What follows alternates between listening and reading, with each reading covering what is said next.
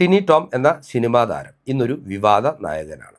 അമ്മ എന്ന താരസംഘടനയുടെ ഭാരവാഹിത്വത്തിലിരുന്നു കൊണ്ട് അദ്ദേഹം കൈക്കൊണ്ടിട്ടുള്ള നിലപാടുകളാണ് ഇന്ന് അദ്ദേഹത്തെ ഒരു വിവാദ താരമാക്കി മാറ്റുന്നത്. സഹഭാരവാഹിയായ അൻസിബ ഹസനോട് ടിനി ടോമിൻ്റെ സമീപനത്തിലുണ്ടായിട്ടുള്ള അപമര്യാദകളാണ് ഇത്തരത്തിലൊരു വിവാദം ഇപ്പോൾ ഉയർന്നു വരുവാൻ സാഹചര്യം ഒരുക്കിയിരിക്കുന്നത്. അൻസിബ ഹസനോട് ടിനി ടോം വെച്ചു പുലർത്തുന്ന അസഹിഷ്ണുത എന്ന് പറയുന്നത് അവരുടെ മതവിശ്വാസങ്ങളുമായി കൂടി ബന്ധപ്പെട്ടതാണ് എന്ന സംശയങ്ങളും വിവിധ കോണുകളിൽ നിന്ന് ഉയർന്നു വരുന്നുണ്ട്. നമുക്കറിയാം, മുസ്ലിം സമൂഹത്തോട് വലിയ രീതിയിലുള്ള അസഹിഷ്ണുത പുലർത്തുന്ന ക്രൈസ്തവ വിഭാഗത്തിൽപ്പെട്ട ആളുകളെയാണ് നമ്മൾ ക്രിസംഖികൾ എന്ന് വിശേഷിപ്പിക്കാറുള്ളത്. പലപ്പോഴും BJPയുടെയും RSSൻ്റെയും ചട്ടുകമായി ക്രിസ്തവർക്കിടയിൽ പ്രവർത്തിക്കുന്നതും ഇവർ തന്നെയാണ്. ഏതൊക്കെയാണെങ്കിലും ടിനി ടോമിൻ്റെ പല സമീപനങ്ങളിൽ നിന്നും അദ്ദേഹം ഒരു ക്രിസംഖി മോഡലിലാണോ ഓപ്പറേറ്റ് ചെയ്യുന്നത് എന്ന സംശയം സ്വാഭാവികമായും ഇപ്പോൾ ഉയർന്നു വരുന്നുണ്ട്. ടിനി ടോം മാത്രമല്ല, ടിനി ടോമിൻ്റെ മകനും ഇപ്പോൾ ഒരു വിവാദ കഥാപാത്രമാണ്. മാസങ്ങൾക്ക് മുമ്പാണ് തൃപ്പൂണിത്തറ ഹിൽ പാലസ് പോലീസ് സ്റ്റേഷനിലെ ഉദ്യോഗസ്ഥർ കഞ്ചാവ് കൈവശം വെച്ചതിന് ഇയാളെ കസ്റ്റഡിയിലെടുത്തത്. ഈ സമീപ ദിവസങ്ങളിൽ അയൽവാസിയെ അധിക്ഷേപിക്കുന്ന ടിനി ടോമിൻ്റെ മകൻ്റെ വീഡിയോ ദൃശ്യങ്ങളും പുറത്തു വന്നിട്ടുണ്ട്. ഏതൊക്കെയാണെങ്കിലും ഇതുമായി ബന്ധപ്പെട്ട് മറ്റൊരു വിഷയമാണ് ഈ വീഡിയോയിലൂടെ ചർച്ച ചെയ്യുവാൻ ആഗ്രഹിക്കുന്നത്. നമുക്കറിയാം, രാഹുൽ മാങ്കൂട്ടം എന്ന രാഷ്ട്രീയ നേതാവിനെതിരെ സിനിമാ നടിയായ റിനി ആൻ ജോർജ് ഉയർത്തിവിട്ടിട്ടുള്ള ആരോപണങ്ങൾ സമീപകാലത്ത് കോൺഗ്രസിനെ ഏറ്റവും പ്രതിസന്ധിയിലാക്കിയ ഒരു വിഷയമായിരുന്നു. രാഹുൽ മാങ്കൂട്ടത്തിൻ്റെ പേര് പരാമർശിക്കാതെയാണ് റിനി ആരോപണം ഉയർത്തിവിട്ടതെങ്കിലും കേൾക്കുന്ന എല്ലാവർക്കും റിനി ഉദ്ദേശിക്കുന്നത് രാഹുലിനെയാണ് എന്ന് മനസ്സിലാകുന്ന രീതിയിലുള്ള സൂചനകൾ റിനി തൻ്റെ ആരോപണങ്ങൾക്കിടയിൽ ഒളിപ്പിച്ചു വെച്ചിട്ടുണ്ടായിരുന്നു. റിനിയുടെ ഈ ആരോപണങ്ങൾ പുറത്തു വന്നതിന് പിന്നാലെ സമൂഹ മാധ്യമങ്ങളിൽ ഇത് വലിയ ചർച്ചയായി. തൊട്ടു പിന്നാലെ തന്നെ മുഖ്യധാരാ മാധ്യമങ്ങൾ ഈ വിഷയം ഏറ്റെടുക്കുകയും ഇടതുപക്ഷത്തോട് ഏറെ ആഭിമുഖ്യം പുലർത്തുന്ന ചില ചാനലുകൾ ഒരു പരമ്പരയായി തന്നെ രാഹുലും ചില സ്ത്രീകളുമായി നടന്നിട്ടുള്ള ശബ്ദ സംഭാഷണങ്ങളുടെ റെക്കോർഡിങ്ങും അതുപോലെ തന്നെ വാട്സപ്പ് ചാറ്റിൻ്റെ സ്ക്രീൻഷോട്ടുകളും പുറത്തുവിടുകയും ഉണ്ടായി. ഇതിന് തൊട്ടു പിന്നാലെയാണ് 3 യുവതികൾ രാഹുലിനെതിരെ കേരള പോലീസിനെ സമീപിച്ച് പീഡന കേസിൽ പരാതി നൽകിയത്. ഇതിൽ മൂന്നാമത്തെ പരാതി അതീവ രഹസ്യമായി രജിസ്റ്റർ ചെയ്ത കേരള പോലീസ് FIR ഇട്ട കേരള പോലീസ് അർദ്ധരാത്രിയിൽ അതിനാടകീയമായി പാലക്കാട് MLA ആയിരുന്ന രാഹുൽ മാങ്കൂട്ടത്തെ പാലക്കാട്ട് അയാൾ താമസിച്ചിരുന്ന ഹോട്ടൽ മുറിയിൽ നിന്ന് കസ്റ്റഡിയിലെടുക്കുകയും മജിസ്ട്രേറ്റിന് മുമ്പിൽ ഹാജരാക്കി റിമാൻഡ് ചെയ്യുകയും ചെയ്തു. തുടർന്ന് ജാമ്യം ലഭിക്കുന്നതുവരെയുള്ള നിരവധി ദിവസങ്ങൾ രാഹുൽ മാങ്കൂട്ടം ജയിൽവാസം അനുഷ്ഠിക്കുകയും ചെയ്തു. എന്നാൽ ഇത് രാഹുലിനെ മാത്രം ലക്ഷ്യമിട്ടിട്ടുള്ള ഒരു ഗൂഢാലോചനയല്ല, കോൺഗ്രസ് പാർട്ടിയുടെയും UDFൻ്റെയും സാധ്യതകളെ തകർക്കുവാനുള്ള ഒരു ഗൂഢാലോചനയാണ് എന്ന സംശയം കോൺഗ്രസുമായി ബന്ധപ്പെട്ടിട്ടുള്ള രാഹുലിനോട് അടുത്ത് നിൽക്കുന്ന നിരവധി കേന്ദ്രങ്ങൾ ആ ഘട്ടത്തിൽ തന്നെ ഉയർത്തിയിരുന്നു. കോൺഗ്രസിലെയോ UDFിലെയോ രാഹുലിനെ അനുകൂലിക്കുന്ന അണികൾ മാത്രമല്ല, പൊതുസമൂഹത്തിലെ വലിയൊരു വിഭാഗം ആളുകളും രാഹുലിനെതിരെ ഉയർന്നു വന്നിട്ടുള്ള ആരോപണങ്ങളിൽ ഗൂഢാലോചനയുണ്ട് എന്ന സംശയം അന്നേ തന്നെ പ്രകടിപ്പിക്കുകയും ചെയ്തിരുന്നു. ഏറ്റവും ഒടുവിലായി ശ്രീനാദേവി കുഞ്ഞമ്മ നടത്തിയ വെളിപ്പെടുത്തലിലൂടെ റിനി ആൻ ജോർജിൻ്റെ ഇരട്ടത്താപ്പ് വ്യക്തമായതോടുകൂടി ഈ ആരോപണങ്ങൾ ശക്തി പ്രാപിക്കുകയും ചെയ്തു. ശ്രീനാദേവി കുഞ്ഞമ്മ പറഞ്ഞത് രാഹുലിനെതിരെ ആരോപണം ഉയർത്തിയ റിനി ആൻ തന്നെ പലവട്ടം അർദ്ധരാത്രിക്ക് ശേഷം റിനി ആൻ ജോർജ് രാഹുൽ മാങ്കൂട്ടത്തിനെ വീഡിയോ കോളിൽ ബന്ധപ്പെടാറുണ്ടായിരുന്നുവെന്നും സീക്രട്ട് ചാറ്റിന് ടെലിഗ്രാമിലേക്ക് വരുവാനായി അയാളെ ക്ഷണിച്ചുകൊണ്ട് സന്ദേശങ്ങൾ അയച്ചുവെന്നുമായിരുന്നു. ശ്രീനാദേവിയുടെ ആരോപണങ്ങൾക്കെതിരെ പ്രതികരിക്കുവാനോ അത് നിഷേധിക്കുവാനോ റിനി തയ്യാറാകാതിരുന്ന സാഹചര്യത്തിലാണ് റിനിയുടെ ഇരട്ടത്താപ്പ് ഏറെ ചർച്ച ചെയ്യപ്പെട്ട ഒരു വിഷയമായി മാറിയത്. ഏതൊക്കെയാണെങ്കിലും റിനിയും ടിനി ടോമും തമ്മിൽ എന്ത് ബന്ധമെന്ന് പ്രേക്ഷകർ ചിന്തിക്കുന്നുണ്ടാവാം. ഇവിടെയാണ് റിനി ആൻ ജോർജിൻ്റെ സിനിമാ പ്രവേശത്തെക്കുറിച്ച് നമ്മൾ മനസ്സിലാക്കേണ്ടത്.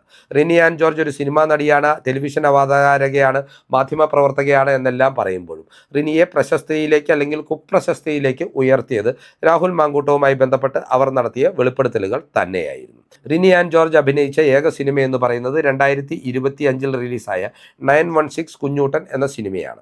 ഇത് അധികമാരും തിയേറ്ററുകളിൽ കാണുവാൻ ഇടവന്നിട്ടില്ലാത്തൊരു സിനിമയാണ്.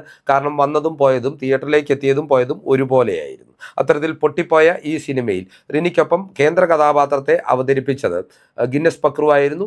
അതുപോലെ തന്നെ ടിനി ടോമും ഈ സിനിമയിൽ ഒരു പ്രധാന കഥാപാത്രത്തെ അവതരിപ്പിക്കുകയുണ്ടായി. ഏതായാലും റിനി ആൻ ജോർജിനെ സിനിമാ മേഖലയിലേക്ക് എത്തിച്ചതും ഈ ചിത്രത്തിൽ അവരെ കാസ്റ്റ് ചെയ്തതിനും പിന്നിൽ ടിനി ടോമിൻ്റെ കൃത്യമായ ഇടപെടലുകൾ ഉണ്ടായിരുന്നു എന്ന സൂചനകൾ ഇതിനോടകം തന്നെ ലഭ്യമായിട്ടുണ്ട്.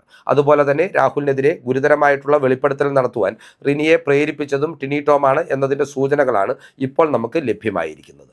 എന്തിനായിരിക്കാം ടിനി ടോം ഇത്തരത്തിലൊരു നിലപാട് സ്വീകരിച്ചത്, അല്ലെങ്കിൽ UDFിൻ്റെ സാധ്യതകളെ ബാധിക്കുന്ന രീതിയിൽ, രാഹുലിൻ്റെ സാധ്യതകളെ ബാധിക്കുന്ന രീതിയിൽ ഒരു വെളിപ്പെടുത്തൽ നടത്തുവാൻ, അതായത് ഇരട്ടത്താപ്പുള്ള ലിനിയെ ഇത്തരം ഒരു വെളിപ്പെടുത്തൽ നടത്തുവാൻ നിർബന്ധിച്ചത് എന്ന സംശയം സ്വാഭാവികമായും ചർച്ച ചെയ്യപ്പെടേണ്ടതാണ്. ഇവിടെയാണ് ഞാൻ നേരത്തെ പറഞ്ഞ ടിനി ടോമിൻ്റെ കൃസംഗി മനോഭാവം പ്രസക്തമാകുന്നത്.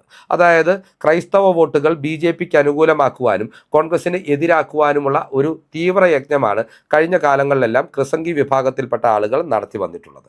BJPയുടെയും RSSൻ്റെയും ചട്ടുകമായി ക്രൈസ്തവർക്കിടയിൽ പ്രവർത്തിച്ചുകൊണ്ട് UDF അധികാരത്തിലേക്ക് എത്തിയാൽ മുസ്ലിം ലീഗിൻ്റെയും മുസ്ലിം സമൂഹത്തിൻ്റെയും അപ്രമാദിത്വമായിരിക്കും ഇവിടെ ഉണ്ടാകാൻ പോകുന്നത് എന്ന പ്രചാരണം അന്നും ഇന്നും അവർ നടത്തുന്നുണ്ട്. അങ്ങനെ മുസ്ലിങ്ങളുടെ ആധിപത്യമുണ്ടാകുന്ന ഒരു UDF സർക്കാർ ക്രൈസ്തവരുടെ താല്പര്യങ്ങൾക്ക് വേണ്ടി നിലകൊള്ളില്ല എന്ന സമീപനങ്ങളും എന്ന ഒരു പ്രചാരണവും വ്യാപകമായി ഇവരുടെ കേന്ദ്രങ്ങളിൽ നിന്ന് ഉയർന്നു വന്നിട്ടുണ്ട്. ഇത്തരത്തിൽ ഒരു പ്രചാരണം സജീവമായി ക്രൈസ്തവ വോട്ടുകളെ BJPക്ക് അനുകൂലമായി ഭിന്നിപ്പിച്ചാൽ, അത് UDFിനെ എതിരാക്കി മാറ്റിയാൽ, ആത്യന്തികമായി അതിൻ്റെ ഗുണഭോക്താക്കളാകുന്നത് ഒരുപോലെ തന്നെ LDFും BJPയും ആകുമായിരുന്നു. എന്നാൽ ഈ ഒരു കാപട്യം തിരിച്ചറിഞ്ഞുകൊണ്ട് കേരള ജനത ഒറ്റക്കെട്ടായി UDFിന് പിന്നിൽ അണിനിരന്നപ്പോഴാണ് ഈ പ്രചാരണ വേലകളെല്ലാം പാഴ്വേലകളായി മാറിയതും UDF ചരിത്ര ഭൂരിപക്ഷത്തോടുകൂടി അധികാരത്തിലേക്ക് എത്തിയതും. ഇനിയുള്ള വിഷയമെന്ന് പറയുന്നത് എന്തുകൊണ്ട് രാഹുൽ ഇരയാക്കപ്പെട്ടു, അല്ലെങ്കിൽ രാഹുലിനെതിരെ ആരോപണം ഉയർത്തിവിടപ്പെട്ടു എന്നുള്ള വിഷയമാണ്. അതായത് ഇവിടെ നമ്മൾ മനസ്സിലാക്കണം, രാഹുൽ മാങ്കൂട്ടം എന്ന നേതാവിന് അല്ലെങ്കിൽ വ്യക്തിക്ക് ചില പോരായ്മകൾ ഉണ്ടായിട്ടുണ്ട്. സദാചാര മൂല്യങ്ങളിൽ വളരെ ദുർബലനായിരുന്ന ഒരു വ്യക്തിത്വമാണ് അദ്ദേഹത്തിൻ്റേത് എന്നും ഇതിനോടകം തന്നെ തെളിഞ്ഞിട്ടുമുണ്ട്.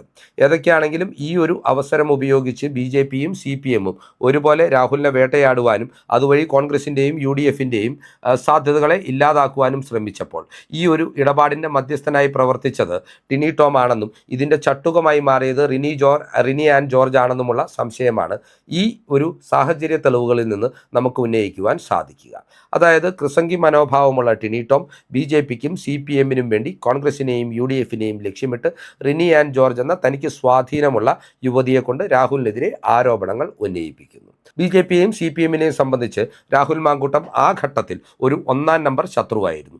പാലക്കാട് ഉപതെരഞ്ഞെടുപ്പിൽ തങ്ങൾക്ക് നിയമസഭയിലേക്ക് ഒരു അംഗത്തെ എത്തിക്കുവാനുള്ള സാധ്യതകൾ തല്ലിക്കെടുത്തിയത് രാഹുലിൻ്റെ കടന്നുവരവാണെന്ന് BJPക്കാർ ആത്മാർത്ഥമായി വിശ്വസിക്കുന്നുണ്ട്. ആ തെരഞ്ഞെടുപ്പിൻ്റെ പ്രചരണ ഘട്ടത്തിൽ തന്നെ CPMും BJPയും തോളോട് തോൾ ചേർന്ന് നിന്നുകൊണ്ടാണ് നീലപ്പെട്ടി വിവാദമുണ്ടാക്കിയതും രാഹുലിൻ്റെ വിജയസാധ്യതകൾക്ക് മേൽ കരിനിഴൽ വീഴ്ത്തുവാൻ ശ്രമിച്ചതും. അതുപോലെ തന്നെ BJPയെ പോലെ CPMനും രാഹുലിനോട് ശക്തമായ എതിർപ്പുണ്ടായിരുന്നു.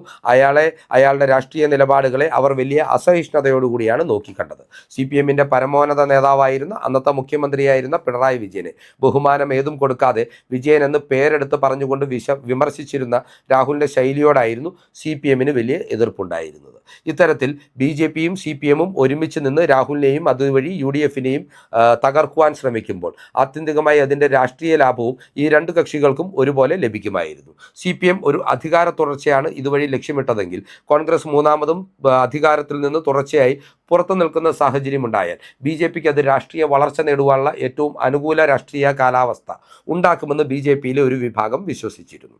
അതുകൊണ്ട് തന്നെ അണ്ണനെയും തമ്പിയെയും പോലെ പ്രതിപക്ഷത്തും ഭരണപക്ഷത്തും ഇരുന്നു കൊണ്ട് കോൺഗ്രസിനെ ഇല്ലായ്മ ചെയ്യുവാനുള്ള BJP-CPM ഡീലിൻ്റെ ഭാഗമായിട്ട് തന്നെയാണ് രാഹുൽ മാങ്കൂട്ടത്തിനെതിരെ ഉയർന്നു വന്നിട്ടുള്ള ലൈംഗിക അപവാദ ആരോപണങ്ങൾ. ഏറ്റവും ചുരുങ്ങിയത് റിനി ആൻഡ് ജോർജ് നടത്തിയ വെളിപ്പെടുത്തൽ എന്ന് സ്വാഭാവികമായും സംശയിക്കേണ്ടിയിരിക്കുന്നു. ഇതിന് പിന്നിൽ ടിനി ടോം എന്ന സിനിമാ താരത്തിന് കൃത്യമായ അജണ്ടയോടുകൂടിയുള്ള ഒരു പങ്കാളിത്തം ഉണ്ടായിരുന്നു എന്ന് സംശയിക്കാവുന്ന നിലയിലുള്ള ചില തെളിവുകളും സൂചനകളുമാണ് നമ്മൾക്ക് ലഭ്യമായിരിക്കുന്നത്. അതിനാൽ തന്നെ തീർച്ചയായും ഈ ഒരു വിഷയത്തിൽ വസ്തുതാപരമായ ഒരു അന്വേഷണം നടക്കേണ്ടതുണ്ട്.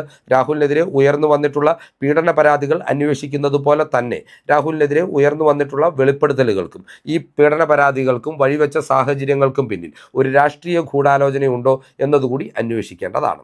ഇതുമായി ബന്ധപ്പെട്ട് നിലപാടെടുക്കേണ്ടത് കോൺഗ്രസിൻ്റെ മന്ത്രിസഭയാണ്, UDFിൻ്റെ മന്ത്രിസഭയാണ്. ഇത്തരമൊരു നിലപാടിനെക്കുറിച്ച് ചർച്ച ചെയ്യണമെങ്കിൽ രാഹുലിൻ്റെ ഭാഗത്ത് നിന്ന് ഇതുമായി ബന്ധപ്പെട്ടിട്ടുള്ള ഒരു ഔപചാരികമായ പരാതി മന്ത്രിസഭയുടെ മുൻപിലേക്ക് എത്തേണ്ടതുണ്ട്, അല്ലെങ്കിൽ കേരള പോലീസിലെ ഏറ്റവും ഉന്നതനായ ഉദ്യോഗസ്ഥനായ DGPയുടെ മുൻപിലേക്ക് എത്തേണ്ടതുണ്ട്.